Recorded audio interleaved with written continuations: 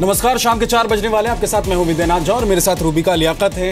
अब हम आपको फास्ट एंड फैक्ट्स दिखाएंगे, वो भी पूरी रिसर्च के साथ, दिन भर की तमाम बड़ी खबरें। लेकिन इस वक्त की एक बड़ी खबर मुझे ये जानकारी मिल रही है, हमें दर्शकों को बताना जरूरी है। देश भर में बैंक और एटीएम में नए नोट के लिए हालात सामान्य होने से अब 2 से 3 हफ्ते का वक्त लग सकता है। वित्त मंत्री के मुताबिक देश के करीब 2.5 लाख एटीएम हैं जिनमें ये सारे चेंजेस करने बेहद जरूरी है और इसीलिए वक्त लग सकता है 2 से 3 हफ्ते का इस मशीन को, यानी 2.5 लाख एटीएम मशीन को अपडेट करने के लिए। क्योंकि दरअसल दिक्कत ये आ रही थी रूबिका की जो पहले नोट 1000 के और 500 के डाले जा रहे थे और उसका जो स्लैब था वो अब बदला जाना है, तो वो साचा बदलना है बिल्कुल, तो उसमें अब 2-3 हफ्ते का वक्त लग जाएगा। और अरुण जेटली ये कह रहे हैं कि 2-3 हफ्ते तक ये स्थिति संभवतः बनी रहेगी। हालांकि वो एक बार फिर से ये कहते हुए जरूर नजर आए कि आप धैर्य से काम लें और शांतिपूर्वक 2-3 हफ्ते अगर आप गुजार लेते हैं तो आपको बहुत फायदा मिलने वाला है। बड़ी करेंसी जितनी रिप्लेस हुई है उतना बहुत पर्याप्त मात्रा में है।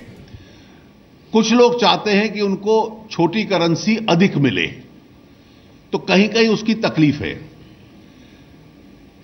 जहां तक एटीएम्स हैं, मैंने आपको बताया एटीएम केवल एक साधन है, पोस्ट ऑफिस एक साधन है, बैंक का विड्रॉल एक साधन है, एटीएम भी एक साधन है। और एटीएम क्योंकि टेक्नोलॉजी बेस्ड है तो उसके रिकैलिब्रेशन में जो टेक्नोलॉजी एक्सपर्ट्स हैं उनका मानना है कि 2 सप्ताह के करीब अप्रॉक्सीमेटली, थोड़ा कमती बढ़ती भी हो सकता है, एटीएम्स के रिकैलिब्रेशन।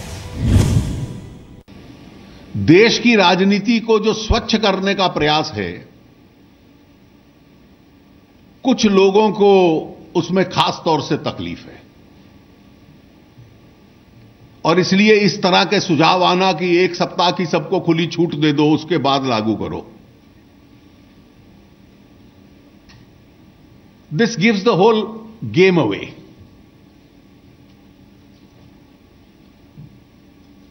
कांग्रेस पार्टी की तरफ से आज कहा गया कि हमारा पैसा है, हम लाइन में क्यों लगे। भाई आपने अपने पैसे पे टैक्स दिया है कि नहीं दिया इस देश की जनता को, ये तो आग्रह करने का अधिकार सरकार और जनता को है। Even on your own money you have to pay tax and that is what we are trying to ensure. और ये पैसा ईमानदारी से आया हुआ है कि नहीं, इसको भी इंसिस्ट करने का अधिकार है। तो कुल मिलाकर 2 से 3 हफ्तों का वक्त लग सकता है। वैसे आज तो तीसरा ही दिन है, लेकिन 500 और 1000 के नोट बैन के बाद लगातार तीसरे दिन भी बैंकों के बाहर लोगों की भीड़ दिखी।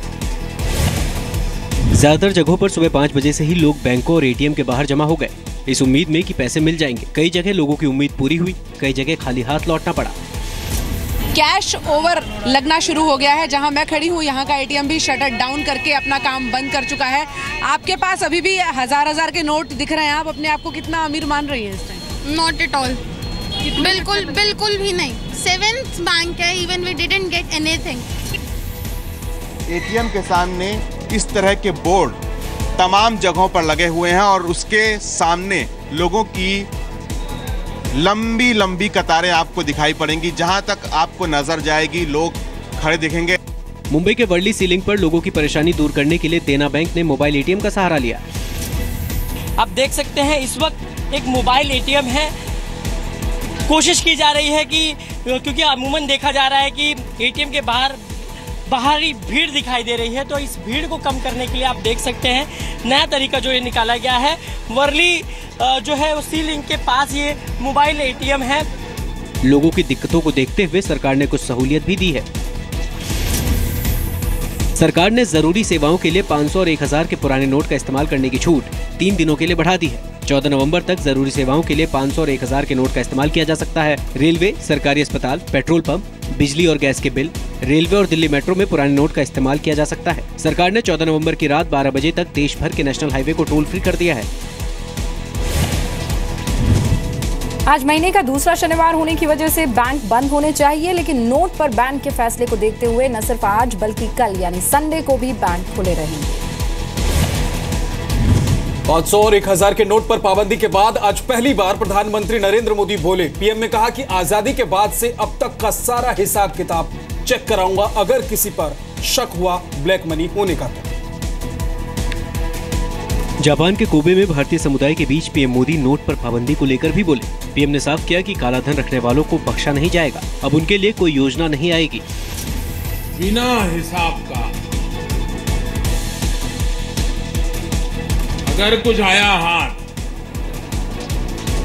तो उसका देश आजाद हुआ तब से आज तक का हिसाब चेक करने वाला हूं। पहले गंगा में कोई चवन्नी नहीं डालता था।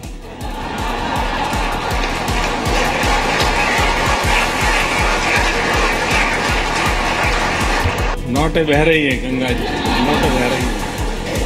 भाइयों बहनों, ये बहुत बड़ा स्वच्छता का अभियान है। ये किसी को परेशान करने के लिए नहीं है। तकलीफ हुई है, तकलीफ तो होती, मुझे भी अंदाज, मैंने पहले दिन भी कहा, जब 8 तारीख को मैंने राष्ट्र के नाम संबोधन किया तब भी कहा। 8 नवंबर को पीएम नरेंद्र मोदी ने देश के नाम अपने संदेश में 500 और 1000 के नोट पर पाबंदी का ऐलान किया। 9 नवंबर से 500 और 1000 के पुराने नोट चलन से बाहर हो गए। लोग 500 और 1000 के नोट 30 दिसंबर तक बैंक और डाकघर में जमा कर सकते हैं। 30 दिसंबर तक भी अगर आप बैंक और डाकघर में 500 और 1000 के नोट जमा नहीं कर पाए तो उसके बाद 31 मार्च तक आरबीआई में जमा कर सकते हैं। 24 नवंबर तक बैंक में आईडी कार्ड दिखाकर रोज 4000 रुपए तक के नोट बदले भी जा सकेंगे। 24 नवंबर के बाद 4000 की लिमिट बढ़ जाएगी। कोबे में अपने भाषण के दौरान पीएम मोदी ने यह भी कहा कि 2011 के भूकंप के बाद जिस तरह का जज्बा जापान के लोगों ने दिखाया, वैसा ही जज्बा आज भारत के लोग दिखा रहे हैं। 500 और 1000 के नोट बंद करने पर पॉलिटिक्स भी शुरू हो गई। इसमें किसी तरह की कोई कमी नहीं आई है। कांग्रेस और आम आदमी पार्टी ने सरकार पर निशाना साधा। आम आदमी पार्टी के प्रमुख अरविंद केजरीवाल ने कहा कि नोटबंदी के फैसले के पीछे बड़ा घोटाला है, सरकार इसे वापस ले। कांग्रेस ने भी आरोप लगाया कि ये फैसला बिना सोचे समझे लिया गया है। कपिल सिब्बल के मुताबिक देश के साथ मजाक हो रहा है। यूपी के सीएम अखिलेश यादव के मुताबिक नोटबंद से काले धन की समस्या का समाधान नहीं होगा। काला धन और भ्रष्टाचार कम करने के नाम पे असल में एक बहुत बड़े स्तर पे एक घोटाले को अंजाम दिया जा रहा है। बैंकों में कतार है, आम आदमी लाचार है और मोदी जिम्मेदार। केवल 500 रुपए बदल जाने से और 1000 रुपए बदल जाने से ये समस्या का समाधान हो जाएगा, मेरा मानना ऐसा नहीं है। जो लोग 1000 रुपए रखते थे, 500 रुपए रख रहे थे, वो इंतजार कर रहे हैं कब 2000 रुपए उन्हें मिल जाएंगे। सबसे पहले पश्चिम बंगाल की मुख्यमंत्री ममता बनर्जी ने नोट पर बैन के फैसले का विरोध किया। तृणमूल कांग्रेस के सांसद इदरीस अली ने तो फैसले के खिलाफ जनहित याचिका दायर करने का भी ऐलान किया है। कांग्रेस नोट पर बैन के फैसले को लेकर पहले फैसले को सही कहा, लेकिन बाद में आलोचना करने लगी। बीजेपी की सहयोगी शिवसेना ने भी पहले फैसले का समर्थन किया, लेकिन बाद में विरोध करने लगी। बिहार के सीएम नीतीश कुमार ने नोट पर बैन के सरकार के इस फैसले का समर्थन किया है। बीती रात दिल्ली और उत्तर प्रदेश समेत देश के कई राज्यों में नमक को लेकर अफवाह उड़ी। हालात ये हो गए कि कई जगहों पर नमक 200 से 400 रुपए किलो तक बिकने लगा। पश्चिमी उत्तर प्रदेश के रामपुर से नमक नहीं मिलने की अफवाह शुरू हुई और देश के कई राज्यों में फैल गई। यूपी के बाद दिल्ली और उत्तराखंड से लेकर महाराष्ट्र तक जमाखोरों ने नमक की कालाबाजारी शुरू कर दी। नमक खरीदने के लिए लंबी लंबी लाइन लग गई। यूपी के बांदा में नमक की कालाबाजारी के आरोप में 2 लोगों को गिरफ्तार किया गया। दिल्ली के शाहीन बाग में नमक की कमी की अफवाह पर लोग सरकार के खिलाफ नारेबाजी करने लगे। डीटीसी की बसों में तोड़फोड़ की। हंगामे के दौरान 5 पुलिसकर्मी घायल हो गए। अब लोग पैनिक फैला रहे हैं। राज्य सरकार की जवाबदेही है कि राज्य सरकार उसके खिलाफ में ऐसे लोग जो बेचते हैं या अफवाह फैलाते हैं उनके खिलाफ में कड़ी कार्रवाई करे। लोग डर रहे जा रहे हैं उस बात को लेकर के। हर चीज पर्याप्त है, कहाँ कह दिया किसी ने नमक कम है। देश में नमक की कोई कमी नहीं है। हर साल 220 मीट्रिक टन नमक का उत्पादन होता है। पूरे देश में हर साल नमक की घरेलू खपत सिर्फ 60 मीट्रिक टन है, यानी देश में खपत से 160 मीट्रिक टन ज्यादा नमक का उत्पादन होता है। बाकी बचे नमक का इस्तेमाल उद्योगों और निर्यात के लिए होता है। चीन और अमेरिका के बाद सबसे ज्यादा नमक का उत्पादन भारत में होता है और भारत इसे एक्सपोर्ट भी करता है। इसलिए चिंता करने की बिल्कुल जरूरत नहीं है और किसी अफवाह पर आप बिल्कुल भी ध्यान न दें। जापान के दौरे पर गए पीएम मोदी ने आज बुलेट ट्रेन की सफारी की। पीएम मोदी जापान के पीएम शिंजो अबे के साथ शिनकानसेन बुलेट ट्रेन पर सवार हुए। पीएम ने बुलेट ट्रेन पर टोक्यो से लेकर कोबे तक की करीब 500 किलोमीटर की दूरी तय की। बुलेट ट्रेन की सवारी के दौरान पीएम मोदी की एक दिलचस्प तस्वीर भी सामने आई। पीएम ट्रेन की ड्राइविंग सीट पर भी बैठे। कोबे पहुंचने के बाद पीएम ने कावासाकी हेवी इंडस्ट्रीज के प्लांट का भी दौरा किया, जहां बुलेट ट्रेन बनती है। भारत इस ट्रेन का इंतजार कर रहा है। भारत में हम इसको लागू करना चाहते हैं और सबसे पहले Mumbai Ahmedabad high speed train का प्रोजेक्ट हम शुरू करना जा रहे हैं। जापान के साथ मिलकर करने जा रहे हैं, तो इसलिए मैं आज इसको देखने के लिए आया था। जापान की मदद से 2018 में भारत का बुलेट ट्रेन प्रोजेक्ट का काम शुरू होगा। अहमदाबाद मुंबई के बीच पहली ट्रेन चलेगी। Mumbai Ahmedabad bullet train project को 2023-2024 तक शुरू किया जा सकता है। Mumbai Ahmedabad bullet train project के लिए शिनकानसेन तकनीक का इस्तेमाल किया जा रहा है। Mumbai Ahmedabad bullet train project की कुल लागत करीब 98,000 करोड़ है, जिसमें से जापान 79,000 करोड़ का कर्ज देगा। जापान के 2 दिन के दौरे के बाद पीएम मोदी दिल्ली के लिए रवाना। बिहार के सासाराम में एक पत्रकार की गोली मारकर हत्या कर दी गई। खनन माफिया पर हत्या का शक जताया जा रहा है। एक हिंदी अखबार में काम करने वाले धर्मेंद्र सिंह आज सुबह अपने घर के पास की दुकान में चाय पी रहे थे, तभी बाइक पर सवार 3 बदमाशों ने उन्हें सीने में गोली मार दी। शुरुआती इलाज के बाद सासाराम सदर अस्पताल ने उन्हें वाराणसी के लिए रेफर कर दिया, लेकिन वाराणसी ले जाते वक्त रास्ते में ही उनकी मौत हो गई। बिल्कुल मैंने कहा नहीं है, बिल्कुल यहाँ जो है जंगल राज से भी बदतर राज है। आज बिहार में क्यों अपराध बढ़ गया? क्योंकि नीतीश कुमार जी आपको संरक्षण अपराधियों को देने लगे हैं। आप उसे हम 4 गुने और तेजी से पकड़ेंगे, 4 गुने ज्यादा स्पीडी ट्रायल करवाएंगे, क्योंकि हमारा स्पष्ट मानना है कि पत्रकार पे हमला सरकार पे हमला होता है। पत्रकार धर्मेंद्र सिंह की उम्र सिर्फ 35 साल थी।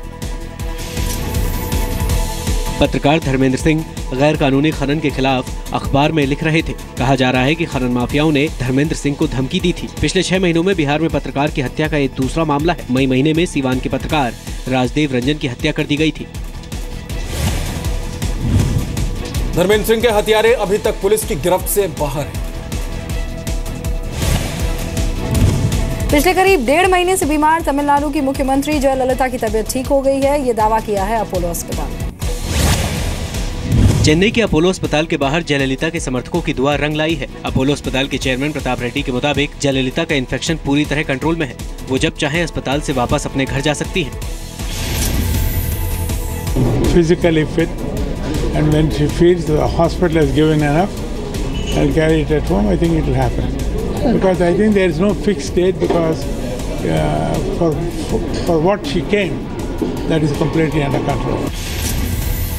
बुखार और डिहाइड्रेशन के बाद 22 सितंबर की रात को जयललिता को चेन्नई के अपोलो अस्पताल में भर्ती कराया गया था। जयललिता को देखने के लिए बीजेपी अध्यक्ष अमित शाह, वित्त मंत्री अरुण जेटली और कांग्रेस उपाध्यक्ष राहुल गांधी चेन्नई गए थे। जयललिता की सलाह पर उनके सभी विभागों की जिम्मेदारी वित्त मंत्री ओ पनीरसेल्वम संभाल रहे थे।